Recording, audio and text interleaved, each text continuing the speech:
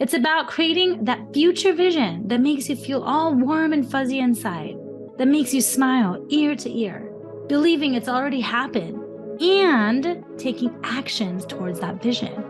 As Joe Dispenza explains in his book, Breaking the Habit of Being Yourself, he describes thoughts as the electrical charge in the quantum field and feelings as the magnetic charge. Our thoughts send an electrical signal out, and our feelings magnetically draw events back to us. So ask yourself, what am I broadcasting, consciously or unconsciously, from that subconscious mind of ours on a daily basis? Welcome to the Life is a Healing Journey podcast by yours truly, Anuschka, with a C. This podcast explores how you can create a true healthy lifestyle and live your life to the fullest in the face of any circumstance by healing and balancing your mind, body, spirit. If you are someone that's been dealing with disharmony in any area of your life and you are committed to seeking harmony, this podcast is for you. Let's start healing.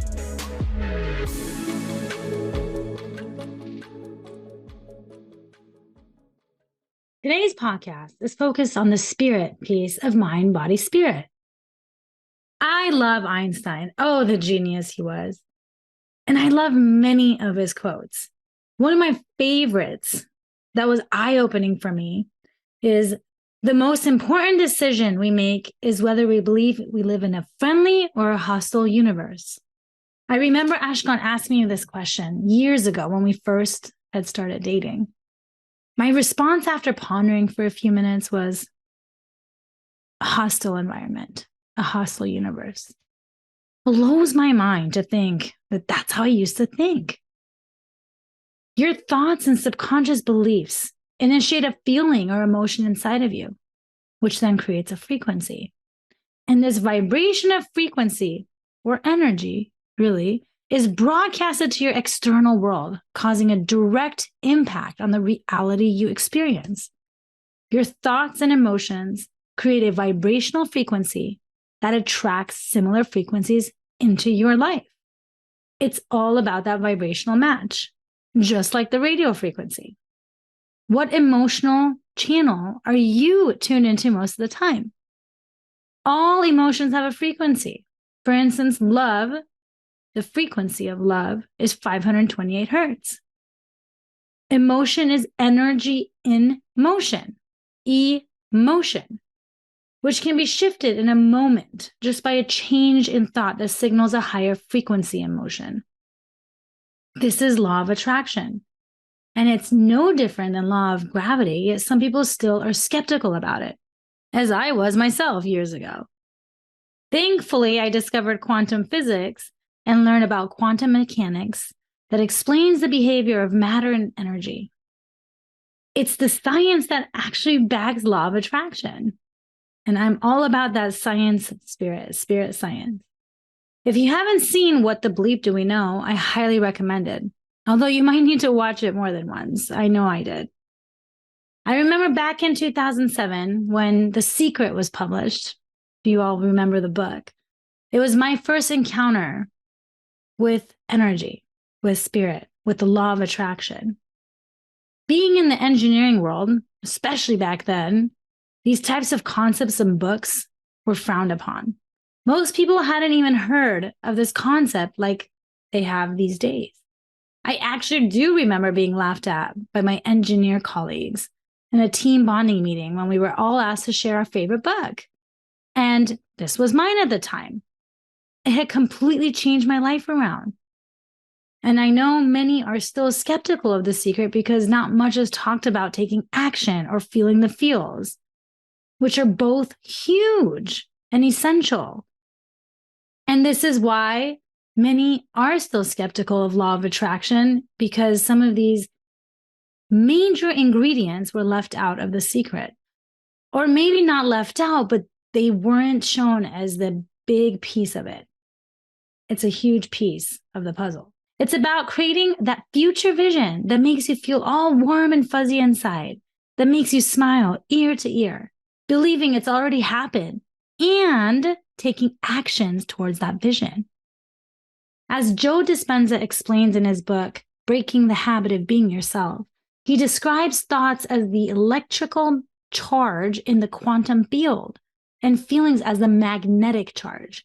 Our thoughts send an electrical signal out, and our feelings magnetically draw events back to us. So ask yourself, what am I broadcasting, consciously or unconsciously, from that subconscious mind of ours on a daily basis? Only by changing our state of being, generating a new electromagnetic signature, can we match a potential reality in the quantum field. So as long as you stay the same person with the same thoughts, you'll generate the same outcomes. When your thoughts and feelings are aligned and coherent, they are much more powerful, magical even. For instance, if you visualize something you want but feel guilty about wanting these things, it's a contradiction, and you're confusing the signal and manifesting more experiences into your life to feel guilty about. Or if you think about being wealthy and having all the abundance and all, but you feel poor, or worse, not even aware of your subconscious money story, you're not going to attract financial abundance or financial freedom. I had no awareness of these concepts and that I create my own reality. So much clicked for me reading this book multiple times even, and I had my first awakening, my first awareness around self-talk and the words I was using. I began catching myself in all the words I was using frequently, both internally and externally. Most of them were negative.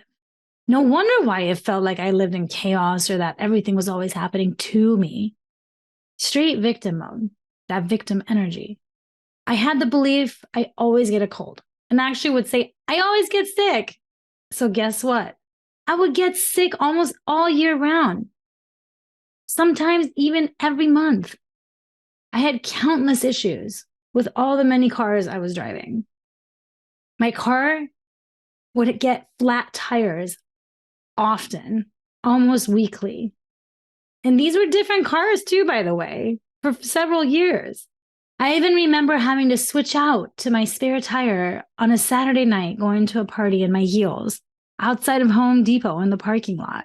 I was still portraying myself to be quite positive on the outside, though. I had to show that I was this strong lion. I wore this mask for years, protecting myself, to the point that people that didn't know the authentic me and who I was would be shocked if I cried, and would even tell me, I thought you were a very cold-hearted person. Quite the opposite, actually. I've always been very sensitive, feeling others' emotions and pains. I'm a highly sensitive person, HSP, for those that can relate. This is a concept that I just recently have learned about within this last year. I had so many guards up that were like wall of steel all around my heart, all to not get hurt. And the focus, of course, was, I don't want to get hurt on the unconscious side. So, of course, I would get hurt over and over again because negativity attracts more negativity. When we feel negative emotions, such as fear, anger, sadness, resentment, we are vibrating at a lower frequency. This low frequency attracts negative experiences into our lives. So when you have the negative limiting belief that people are going to hurt me, so I must protect myself, because why else would you protect yourself from people in your life?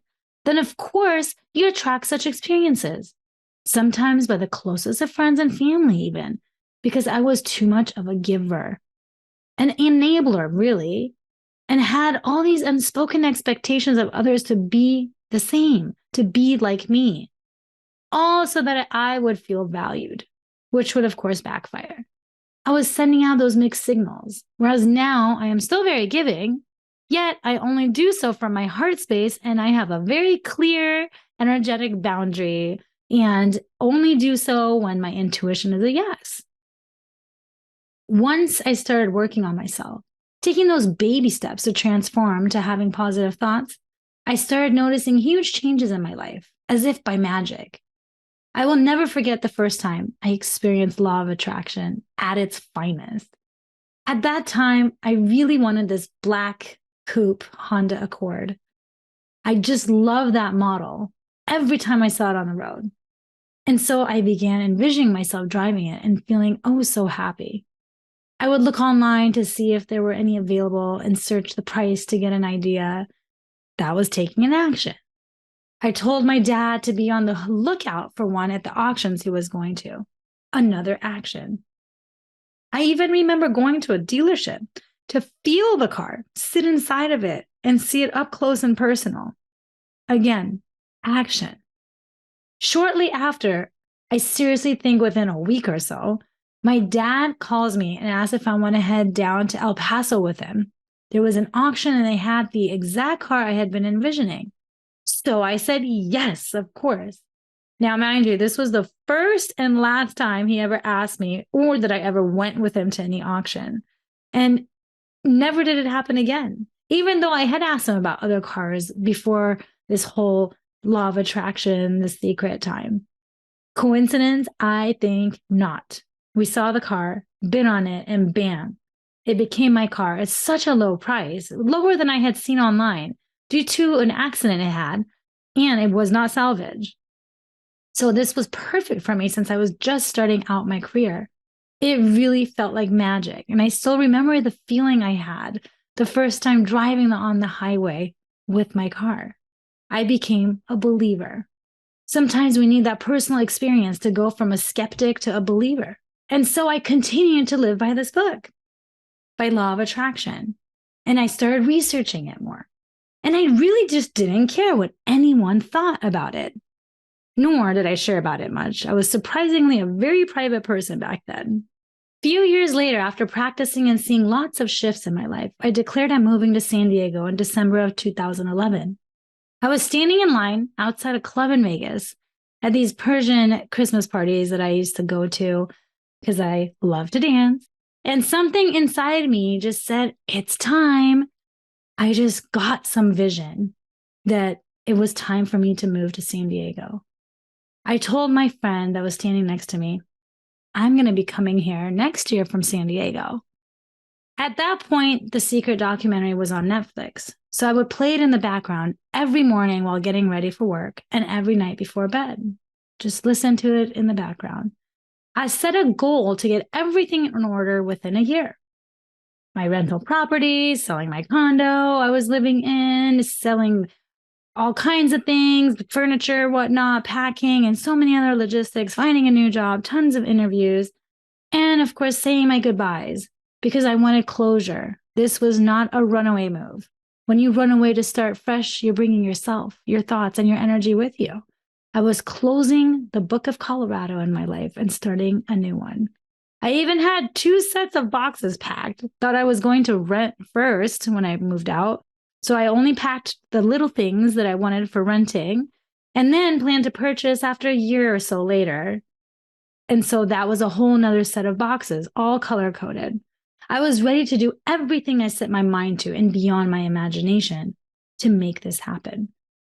Magically, everything was aligning and it was blowing my mind since I was so new to all this, how quickly everything just came together.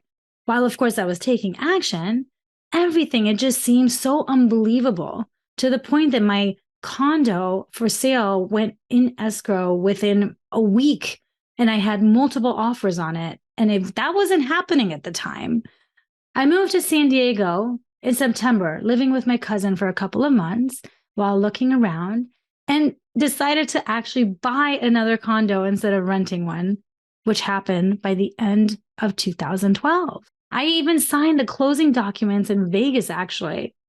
I went to the title company to do the completion of it. Of course, it takes time to transition, creating new habits if you've been more on the negative side most of your life. The first step, and the most important step, is awareness. This is 80% of shifting and transforming. And then, of course, admitting to yourself that you lean more on the negative side, that worst case scenario side. We need to recognize when we are operating from a negative belief system first in order to shift those beliefs into a more positive and empowering one. This is difficult to do for so many because it means taking responsibility for how your life has been so far. And many I talk with that complain about the chaos of life aren't even aware of how negative they are. And some actually think they're positive. Our subconscious mind is our operating system, sending out these signals without our awareness. So consider if you live a life of chaos or drama where you are noticing different patterns, then you are attracting this.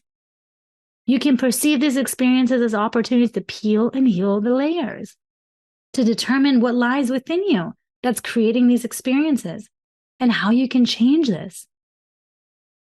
This also includes when you get hurt by others, and I put hurt in quotes, get hurt by others' actions that seem to also be a pattern in your life. You can use this as an opportunity as well to see what lies within you that could be healed. Take me, for example. I would get hurt when I would feel that I was being taken advantage of. It took something for me to take responsibility because it meant I had to admit that I am enabling this behavior and attracting those to save, all to prove to myself that I am loved and valuable. We are energy. Like attracts like, and we attract to us people and experiences that will shine light on that which lies within us in order to heal the root. I am now a Psyche master facilitator, by the way, where I work with my clients on reprogramming the subconscious mind, releasing those self-limiting beliefs, and creating self-enhancing and empowering beliefs instead. Healing those traumas that may be blocked away in the subconscious mind to protect us, and yet it shows up in our lives. If you've been cheated on, for instance, and you think you've released the pain and that you've done the work around it, but then you're constantly suspicious of your new partner's whereabouts or messages or what they're doing, then the root has yet to be healed. Using Psyche protocols, I work with my clients to get them to a place of peace and non-attachment and forgiveness at times even around anything that has created disharmony in their life or that they sense disharmony when they think about. It's considered to be the quickest and most efficient way of changing your thoughts and thus raising your frequency. It is highly recommended by Dr. Bruce Lipton, my favorite, I'm a huge fan, Joe Dispenza, and others in the quantum physics world that bring science to spirit. And it is backed by neuroscience, which is probably why I was so drawn to it. That geeky side of mine loves when there's scientific evidence, especially with spirit stuff. Whether you work with someone or on your own, it is absolutely possible to free your mind by changing your thoughts and attracting experiences that confirm the new thoughts and beliefs. This can be done through affirmations, visualizations, meditation, audibles, all that focus on mindfulness and positive thinking and being present. Or there are many other practices or modalities out there, such as Psyche, for instance, or other various energy healing modalities that you can work with others on. The key is transforming the root limiting belief in the subconscious mind that will reset your energetic system, your spirit. I'm living proof that it's possible to change completely to a different person. When we feel positive emotions such as love, joy, gratitude, and peace, we are vibrating at a higher frequency. This higher frequency attracts positive experiences into our lives. This concept of your thoughts create your reality is a powerful one. We are energy. And as they say, we are spiritual beings having a human experience. And free will is a part of that human experience. So are you willing to make the effort and take on practices to being in the love and above frequency 80% or more of your time? There is still room in that 20% to feel all the feelings, since that is essential, allowing the energy to be in motion and to move on out of you. Start today by becoming aware of your thoughts, beliefs, and emotions, and take action towards your dream life. It may be difficult at first, yet that reward is so worth it at the end. And now for the practice area to integrate into your life. Consider keeping a thoughts and words tracker to create more awareness. Begin noticing the words you use regularly, whether silently to yourself or out loud with others. Are your words and thoughts more on the empowering side or disempowering side 80% or more of the time? Subscribe to not miss next week's episode, which will be with our first guest who's embraced life as a healing journey by balancing their mind, body, and spirit. Thank you for listening to Life is a Healing Journey podcast. You are here to peel and heal one layer at a time, to live your life to the fullest in the face of any circumstance, while embracing a life filled with love, joy, and peace. If you are in disharmony in any area of your life and truly desire to be in harmony and committed to elevating your health and well-being, I'm one click away. Find me at healingwithanuschka.com. And remember, that's Anuschka with a C. And if you like what you heard, please subscribe and share this podcast with your loved ones. Get your healing on. Until next time.